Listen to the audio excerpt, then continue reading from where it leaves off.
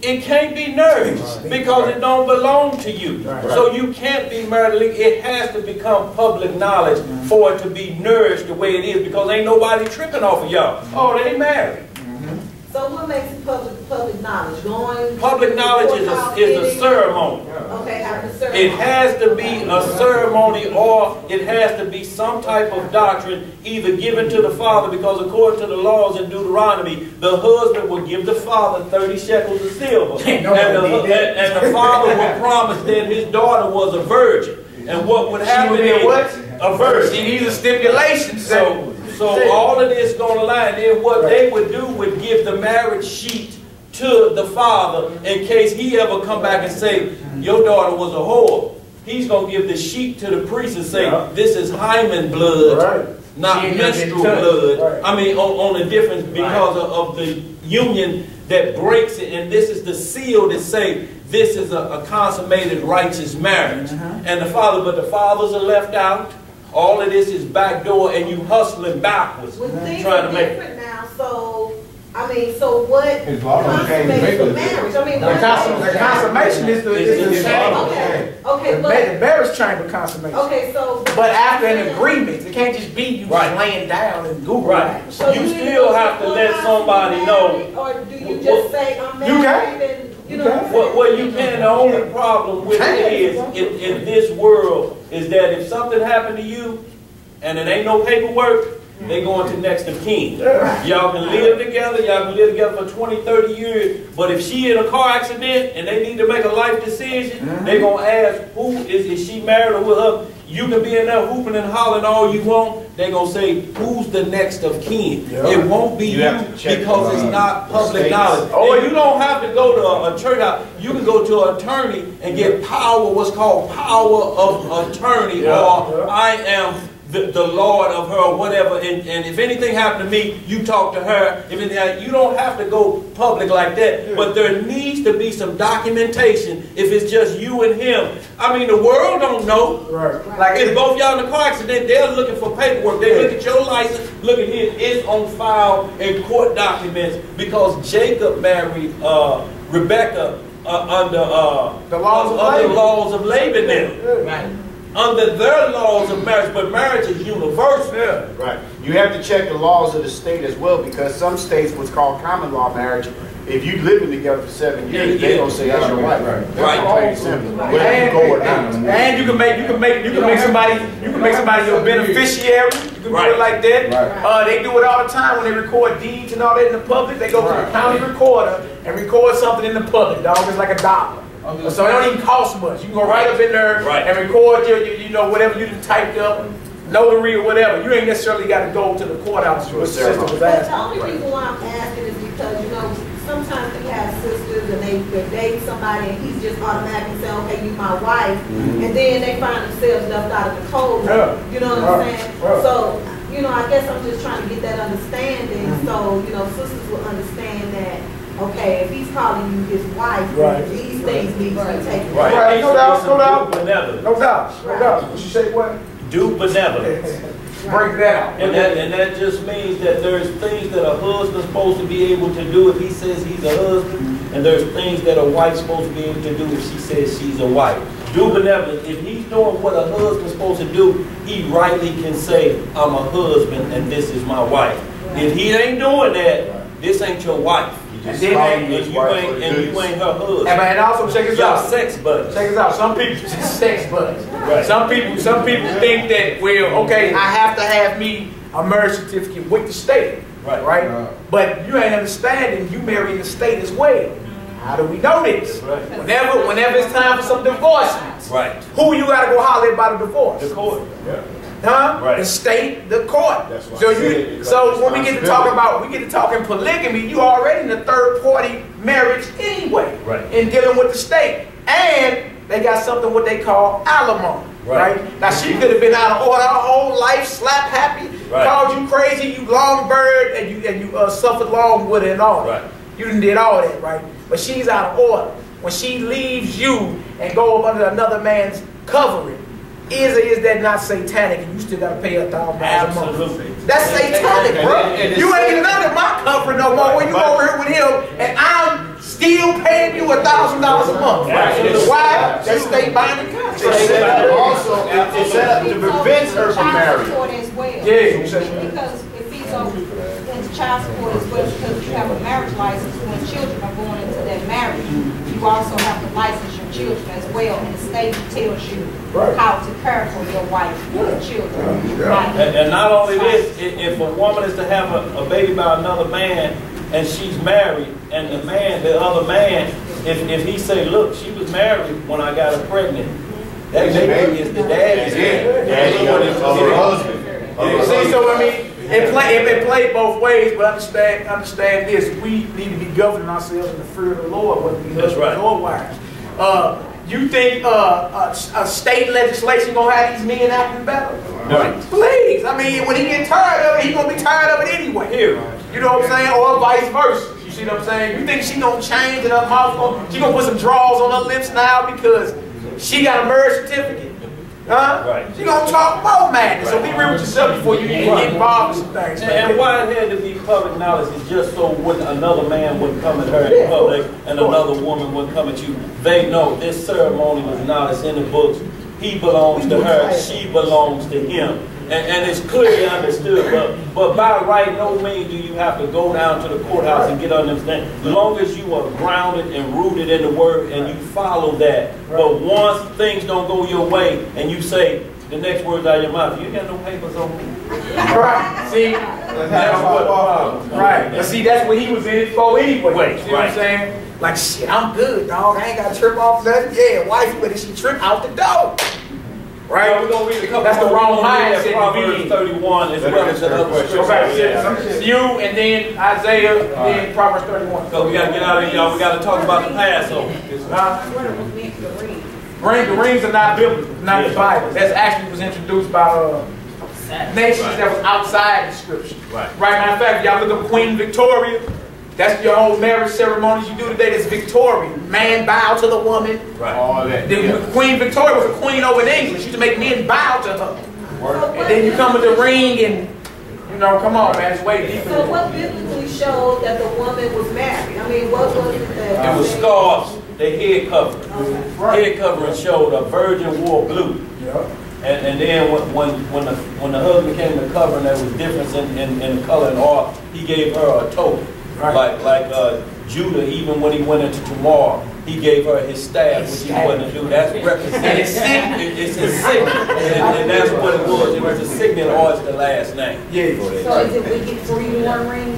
No, it ain't waiting for you to wear a ring. But if you associate that with marriage, you're off. Right. You feel me? Like we tripping off, okay, what we see is marriage today, and then we equate it with the Bible. Right? But men are giving men rings now. Right.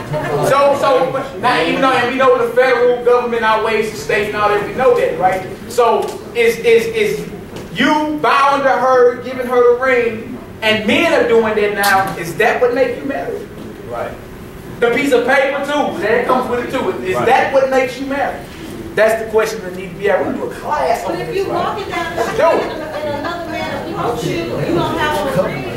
I mean, you know what I'm saying? Well, So when he say something to you, you know what I'm saying? Yeah, I don't have to have one. This Proverbs 31. Proverbs 31 explains that word when she's out like that, men know her automatically because it ain't a point that you are out in a position that where men look at women and their character that you know, like you say, the ideas of what they say, that's what draw them in. So if you out there looking like that, then men can look and say, okay, she must be something special. I can see the way she's carrying herself.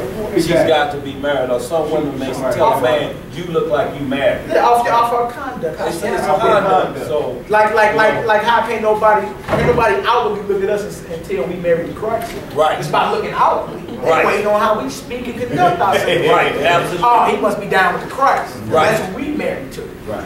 See what I'm saying? So it's all in how we handle ourselves and represent our head. Right. That's all it is, man. If a man when a conversation gets started, you know where it's going. Yeah. How to respond to you. And be real with yourself. You know if your husband or your wife or somebody you court, you got the fear of the Lord in them, man. You know it right off the bat. Oh, well, maybe I can change him if see. Right, that's right. Now you compromise. I can change him. I might be able to change him if I just, out of order. you know, what you say, boy, out of order. It's flat out of order. Can I? Read what you got. What you It said this first Peter kind of hit it all right there. First Peter at 3 and 8. It says, finally be ye all of one mind, having compassion one of another, love as brethren. Right. So how do I love my brethren the best way? My Messiah told me to love them as I love myself. How do I love myself the best way? That means loving the Most High. How do I love the Most High? Through His law, statutes, commandments, following the best order that He gives me. So that means I will be teaching her and telling her about this script. I'm going back to the script. See, that's true love, not just what you feel, because it's a fly-by feel. Right. What you say about fly-by? And the thing with marriage is Your heart be changed by changing. that you're looking for it to be forever. So you ain't even if you do go through the other system or however you're going through, you ain't looking for it to be divided. Right. So you ain't even tripping off that. The paperwork, all that's just collateral. I mean, it's just something that you're saying, okay, this approved if we ever need to prove it to anybody. But none of that means anything if you ain't committed to what you say you are. It's just a broken contract. I'll tell you something, y'all. Colossians 3, we're going to jump right into it. Verse 16 on down. 16, Colossians 3 and 16. Colossians 3. Yeah, Colossians 3, start at 16. Colossians chapter 3, verse 16. Let the word of Christ dwell in you richly in all wisdom, teaching and admonishing one another in psalms and in hymns and spiritual songs, singing with grace in your hearts to the Lord.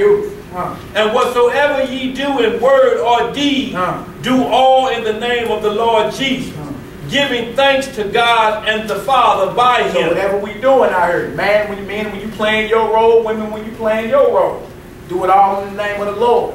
Even He tell us when we got masters, like the employee and the employer role, master and servant. That's all it is. He tells us even when we work, we're supposed to work as if we working for the Lord, not for Him. Right? If you working for the Lord, you're going to put forth your best effort. You see what I'm saying? Same thing when we playing our roles within our marriages. You feel me? Do it as if you're doing it for the Lord, and that'll keep all that schism down. All right, come on, bro. Wives, submit yourselves unto your own husband as it is fit in the Lord. Husband, love your wives and be not bitter against them. Well, we gotta have patience in dealing with our wives. Got to, man. Got to. Come on, bro. Children, obey your parents in all things, for this is well pleasing unto the Lord. Fathers, provoke not your children to anger, lest they be discouraged. For us, we ain't supposed to be provoking our children to anger. You look up and now they got confidence problems. You know he can do it. You know he can shoot a three-pointer, but you've been dogging him down so bad where he ain't even got the confidence no more. You ain't gonna be nothing, just like your daddy again. He wasn't nothing. All right, come on, bro. Servants, obey in all things your masters according to the flesh. Our masters according to the flesh will be our employers. Right? We're the servants. We're the employees. Come on. Not with our servants, as men please, but in singleness of heart, fearing God. So you working as if you working for the Lord. Come on. And whatsoever ye do, do it heartily, as to the Lord, and not unto me. It ain't man you working for. Women, when you submit to your husband, it ain't him you submit to. You submit to the Lord. Man, when you are handling your business, breaking out these scripts, you're doing it as if you're doing it for the Lord. Not for no fame, not for no YouTube spot or none of that. We ain't deeper than that. That's right. What you doing out here, you doing as if you're doing it to the Lord. Because you know there's records being kept. Right. Know that. And the books will be open. That's right. All right, come on, Hebrew. Knowing that of the Lord ye shall receive the reward of the inheritance. For ye serve the Lord Christ. But he that doeth wrong shall receive for the wrong which he had done. Man, male or female. Trip off that. Come on. And there is no respect of persons. There's no respect of persons dealing with the Most High. He that have done wrong shall receive for the wrong which he have done.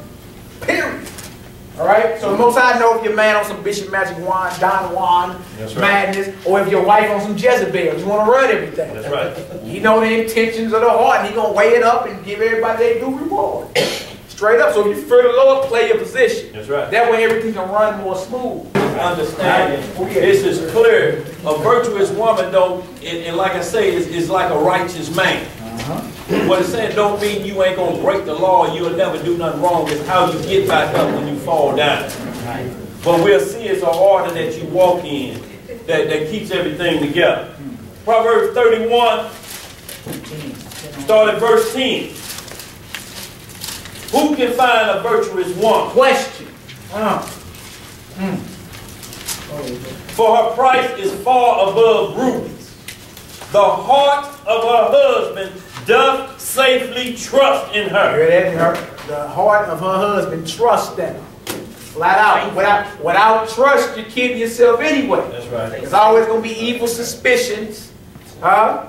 You came in at 2, you must be out there with old Gail again. Or right. Vice versa. You out with your raggedy sisters at them 3 o'clock at the Waffle House. Right. I know how your sister get out. You feel me? So look, if it ain't no trust, what are we doing? Right. What are we doing? That's right. Come on, bro. So that he shall have no need of spoil. She will do him good and not evil all the days of her life. What a virtuous woman would do. She ain't be plotting on our man. You feel me? He done left. I'm finna cut up all these clothes and burn them. I'm finna sugar his tank. Huh? Come on, bro. I had that done before. You get the sweet tank. Yeah. Verse 13. She seeketh wool and flax and worketh willingly with her hands. The virtuous woman in the scriptures, they were all seamsters. They made the clothes. Made all the garments. Come on, bro. She is like a merchant ship. She bringeth her food from afar. She riseth also while it is yet night, and giveth meat to her household, and a portion to her maid. She handling her business. See that? She ain't sitting up flapping her jobs. She's handling her business. All right, come on. She considereth a field and buyeth. So that kills the doctrine that women ain't got no type of rights, period. See that? She see a field, she bought it. Come on. With the fruit of her hands she planteth a vineyard. She girdeth her loins with strength, and strengtheneth her arms. She perceiveth that her merchandise is good. Her candle goeth not out by night. Let's go into, something else. Let's keep it moving. Right. She layeth her hands to the spindle, and her hands hold the distaff. She stretcheth out her hand to the pole. Yea, she reacheth forth her hands to the needle. She is not afraid of the snow for her household. For all her household are clothed with scarf. She maketh herself coverings of tapestry. Her clothing is silk and purple. Her husband is known in the gates. Keep mentioning her husband, though. You see that? Letting you know she's not leapfrogging her head. They keep mentioning him. Come on, bro. When he sitteth among the elders of the land. She maketh fine linen and selleth it, and delivereth girdles unto the merchant. Strength and honor are her clothing, and she shall rejoice in time to come. She openeth her mouth with wisdom, and in her tongue is the law of kindness. She looketh well to the ways of her household, and eateth not the bread of idleness. She ain't just sitting idle. She ain't just sitting there letting Satan play on her mind. She ain't being a busybody. We ain't read nothing about the virtuous woman. And everybody else business, gossiping, running her mouth. We ain't read none of that. She's handling her business. Come on, bro. Her children arise up and call her blessed. Her husband also. And he praiseth her. I mean, like when Christ had told his bride in Revelation, this is what you doing good. Right. You feel me? So we at least still got to be giving them that encouragement. We don't want to provoke them to anger as well. Like I just said, the fathers don't provoke the children to anger. Right. Same with the wives. That's right. What they doing good, acknowledge that too. But hey, we can work on some of this, you know what I'm saying? But yeah, that's good. That was good you did. You feel me? You want that courage in there. You feel me? We want to just kill courage and you look up and it's just stressing. She ain't got no confidence no more. Right. You feel me? You look up and everything all bad outwardly. You don't want that to happen, man. Come on, bro. Many daughters have done virtuously, but thou excellest them all. Favor is deceitful, and beauty is vain. But a woman that feareth the law, doeth what? The woman that feareth the law, she shall be praised. I told you, beauty, favor is deceitful, and beauty is vain. So if you're looking for a virtuous woman, and you're looking for her to be the baddest woman on the block, You done lost it. You feel me? Heard it, fear of the Lord. That's who deserves the praise right there. Come on, Hebrew. Give her of the fruit of her hands, and let her own works praise her in the gates.